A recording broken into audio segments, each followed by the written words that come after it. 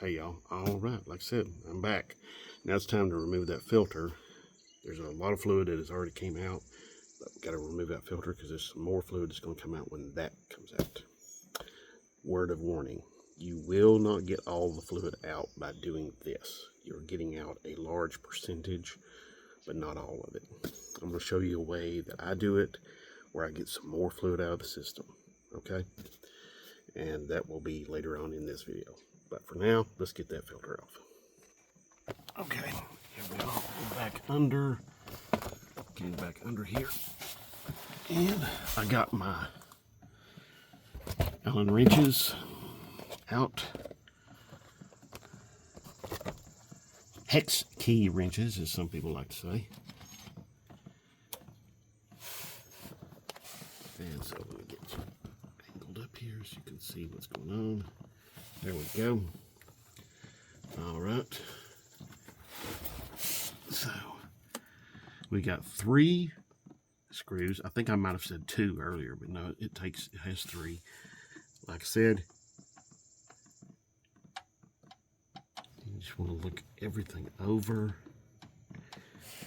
and look at everything. These rock arm looking devices right there, they're pretty important.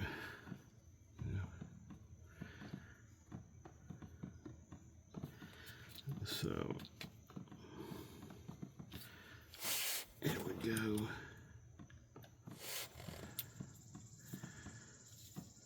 Don't remember what Allen wrench that is.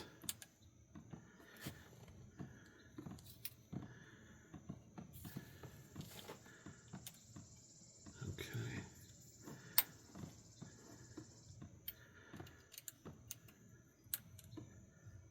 I think it's metric, to be honest, but I've got standards down here, so that's what I'm using. It broke them all loose. They don't have to be very tight.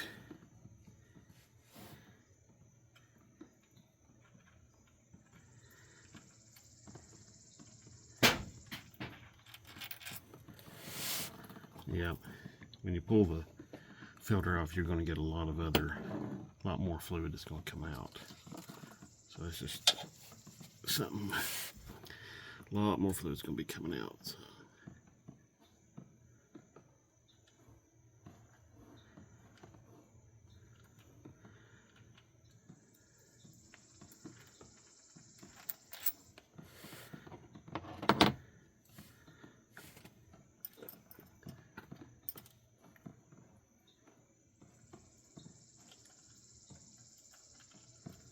Okay, I see some, yeah, there's some crud on the filter right there, so it just fell off.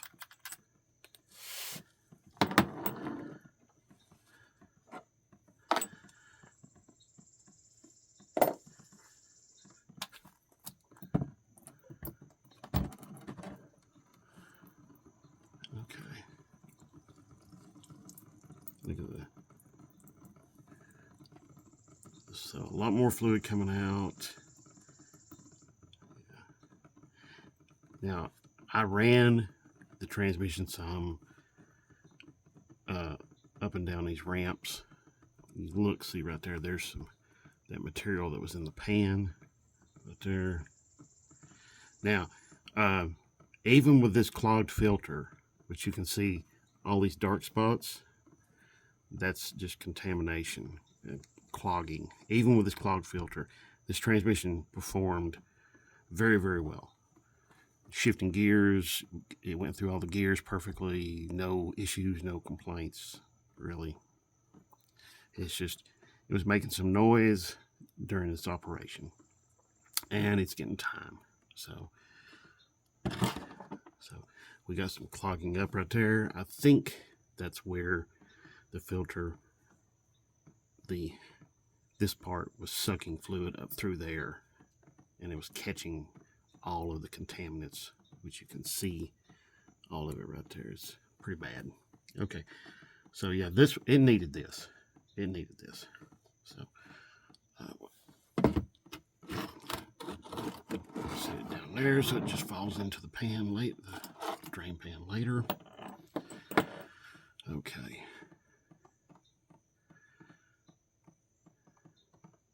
I don't see anything wrong, anything that looks wrong or anything like that. Yeah, everything looks pretty good. Everything's looking real good. So I'm pretty happy with what I see right there. So we're just going to get the new filter and go ahead and put it on. And, well, actually, I'll tell you what. Hold on. I'm not. What I'm going to do is I'm going to let this continue to drain. And while it's draining, I'm going to be cleaning the pan up, the transmission pan, and getting that all clean and nice and everything like that. And then I'll have it ready to go. Then I'll put the filter on, because there's no sense putting the filter on right now. We can let more of this old fluid out. Okay, that's what we want to do. Let it out. So, okay, here we go. I'm going to pause this. I'll be right back. Okay, so we're back, and I'm going to go ahead and clean this up and see if I can reuse this gasket. I don't know. I know that sounds very, very cheap, and I shouldn't be that way, but if this is one of those gaskets that can be reused, I'm all for it. So, but yeah, it has the Mopar Chrysler Pentastar right there. Oh, sorry. Yeah, see, there we go. Let's see.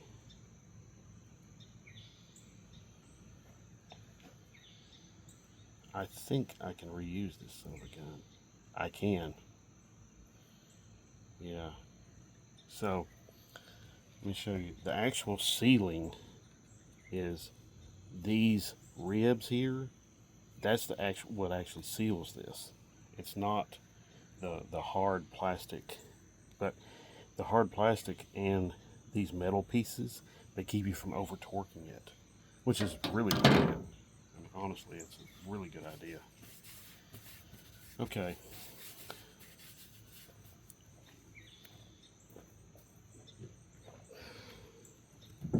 Alright, here we go. Just going to spray this pan out. Like I said, it could have been tremendously worse.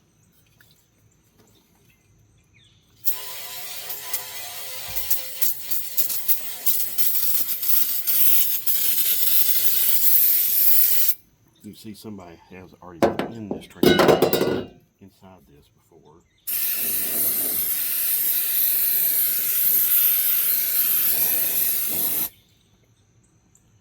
Whew.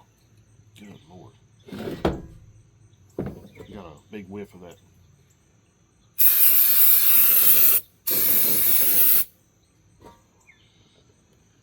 That parts cleaner. Whew. That's rough stuff. So, anyway, that's cleaned up in there pretty darn well. There's some moisture because this parts cleaner coming out is so cold. I'll be right back. Okay, I am tearing off a clean towel here, one of the last ones off this roll, and I've went and cleaned my hands up really thoroughly.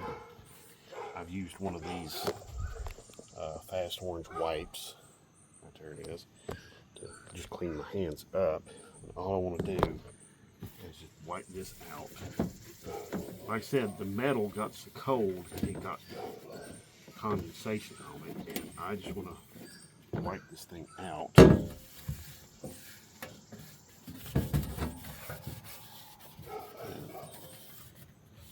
Get her all cleaned out. You see, that was still in there. But I also rubbed these rails too. So anyway, okay, I'm going to clean off this outside here a little bit.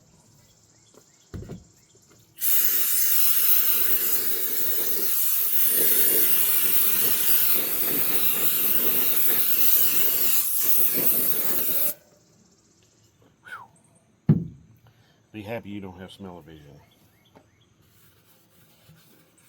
This stuff doesn't stink, but it is very, very strong. I'm out here, outside. So, yeah, I just clean it up. Get her all cleaned up. Get it looking nice. That way,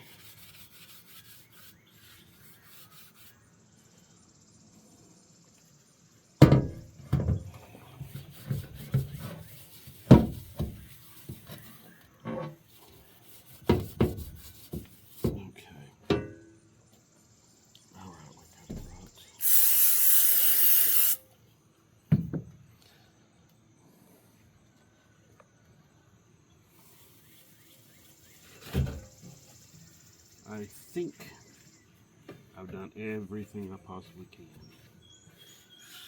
here on this. Get this cleaned up. Okay.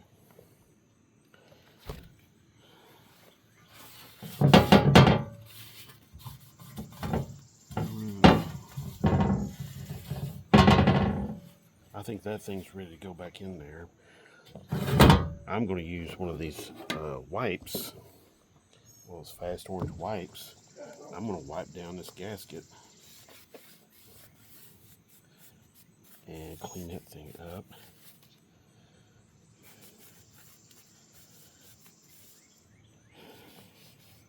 I would have used brake parts cleaner on this, but I don't want the plastic or the rubber on this gasket body to get damaged. So now normally what I would be doing right now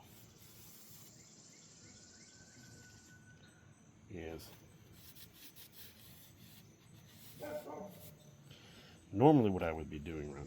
instead of cleaning this off, this gasket, what I would be doing is I'd be taking one of these rubber gaskets that came with the kit, and I'd do this number. Now, I can tell, let me give you a little bit of insight here, okay? I can tell that this is a 727 style pan, okay? The reason I can tell that is because of this little kick out right here. Normally a 904, this would just be squared off. The 727 has this little kick out right here. Now the 904 also has this slanted area right here. Okay, the 904 has that also. So only the 727 has this kick out area right there. Only the 727 has that. Now before anybody starts typing on the computer, 727 style pans. So I know there was some like the 47 RH uses this, and then there was the 47 RE, and then there was also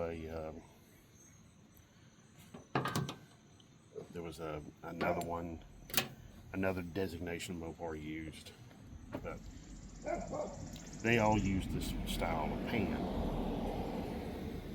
Okay, now see, what you would be doing normally, or I would be doing normally, is I'd be laying this on here. This is a pretty decent gasket. There's nothing really wrong with it. I would probably spray it with like copper spray gasket, and then I would put my bolts through here, through all the bolt holes to hold this in place. Okay, so, but we're not doing that because I've got this really nice Mopar gasket that was already on the truck. I'm going to reuse it. So, and one more thing before we go. What you want to do, any kind of steel pans like this, oil pans, valve covers, transmission pans, anything like this, you want to look it over very carefully. You see these bolt holes? You see how they're nice and flat? That's good. That's what you want to see. If they're crowned, or if they're like pushing up right there at the center, pushing up, this way, then that's been over tightened, and you'll need to hammer this down. You take a couple of hammers and you can just flatten that down. I've covered that before in a couple other videos, but this is good information that needs to be passed on. But yeah, you just need to sight all these pan rails and make sure that they are all nice and flat and corresponding with each other, and they are. You know, you want when you look down through here, down these pan rails, you want to see them all nice and flat like that.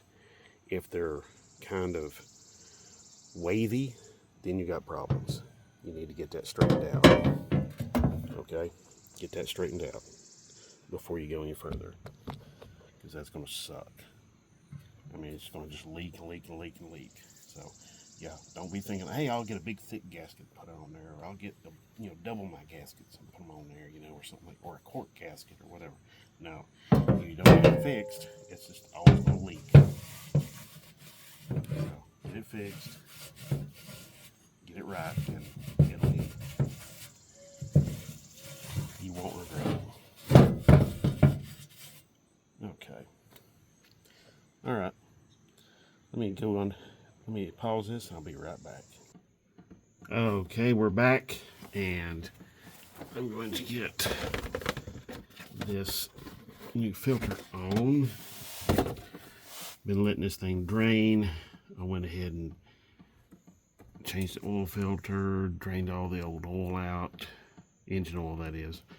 So I'm doing an oil change too here while I'm at it.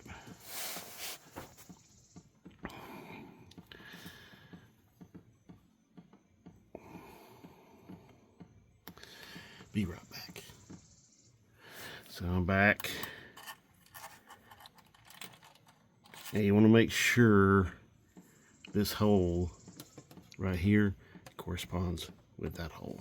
Okay, so as you can see, this hole is forward more that way of these two screw holes here. So that's what you want to do. And just get them started. Do not run these down with an impact or anything like that.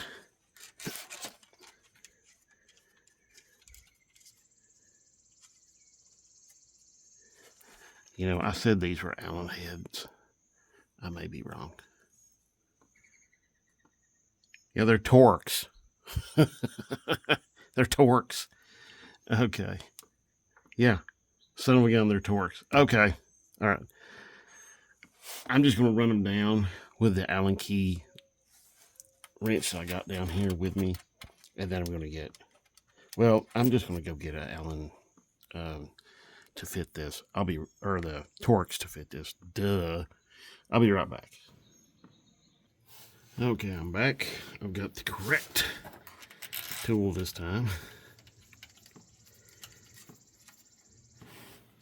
So here we go. It's a T25.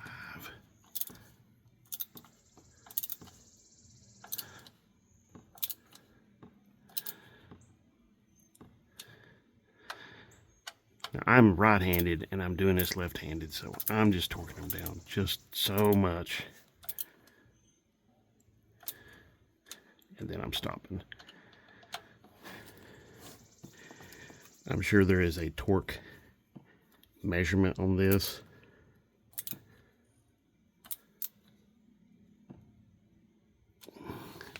But you don't have to get crazy with these, okay? These are very low torque. Probably like something just really ridiculously low, like probably in inch-pounds.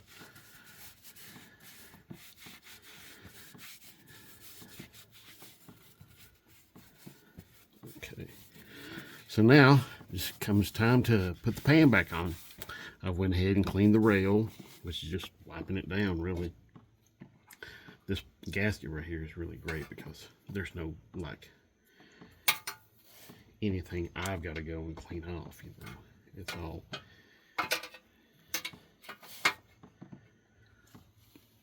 pretty much self-contained on this gasket here.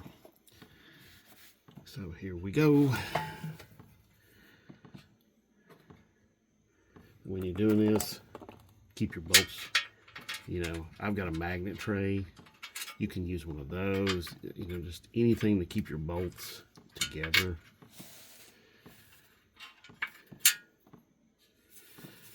Yeah. Son of a gun. I hit that. Bumped that cross member right there.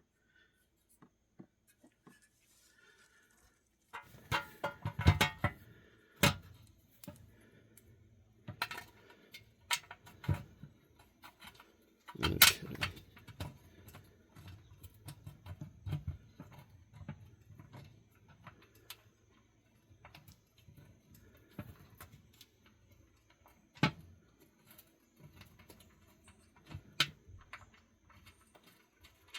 There we go.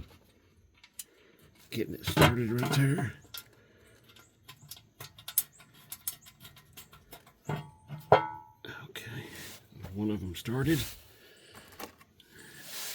And just start working your way around, getting the rest of them started.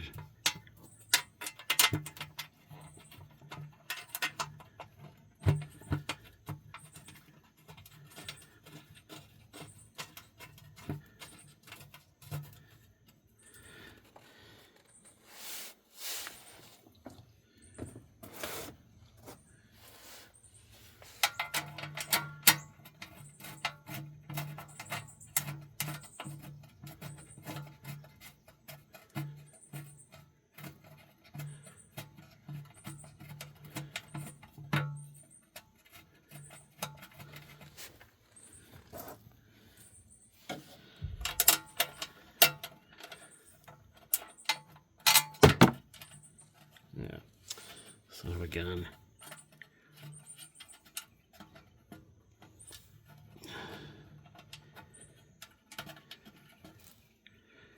Yeah, don't run anything down tight until you get them all in.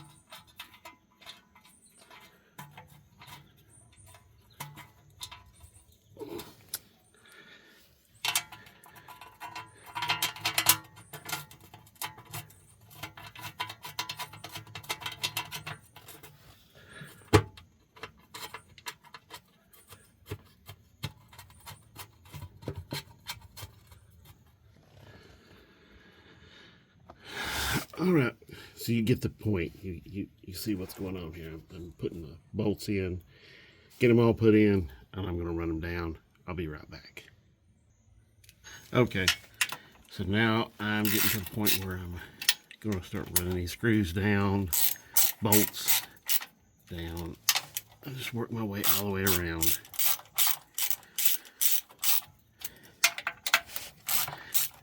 This is why I use the 1/4-inch drive. I don't put a lot of torque in it.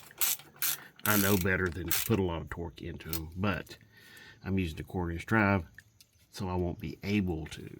Okay.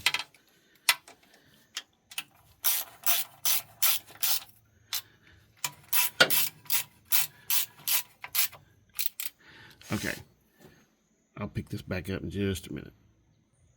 Okay, y'all, I've got all my bolts tightened down. I've went around the pan here about 3 times with this the 1/4" drive ratchet in the socket. It's, if you're doing this, these are 1/2" bolts. Okay. All right. So got everything. Got the filter in. Pan's tightened down. Gaskets on. The screws in the filter are tightened up. All of that's done. So next be adding fluid, and I'll pick that up in part 3. Okay. Be right back.